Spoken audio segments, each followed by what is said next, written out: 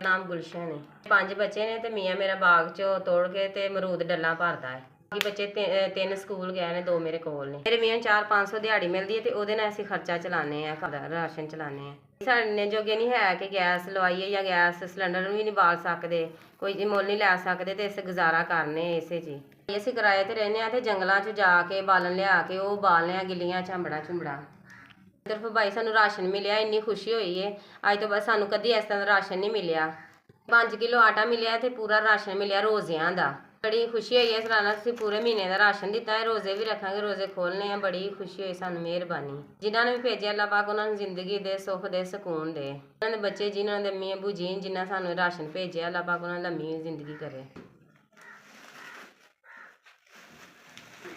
ਇਹਦੇ ਵਿੱਚ ਬਹੁਤ ਸੋਹਣਾ ਰਾਸ਼ਨ ਹੈ, ਪੂਰੀਆਂ ਚੀਜ਼ਾਂ ਨੇ ਭੇਜਿਆ। ਅੱਲਾਹ ਪਾਕ ਉਹਨਾਂ ਨੂੰ ਕਾਮਯਾਬੀਆਂ ਦੇ, ਤਰੱਕੀਆਂ ਦੇ। ਅੱਲਾਹ ਪਾਕ ਉਹਨਾਂ ਨੂੰ ਖੁਸ਼ੀਆਂ ਹੋਇਆ ਬੱਚਿਆਂ ਦੀਆਂ, ਭੈਣ ਭਰਾਵਾਂ ਦੀਆਂ। ਵੀ ਰਹਿੰਦੇ ਨੇ, ਅੱਲਾਹ ਪਾਕ ਉਹਨਾਂ ਨੂੰ ਆਪਣੀ ਜਨਾਬ ਵਿੱਚੋਂ ਦਿੱਤੀ ਰੱਖੇ।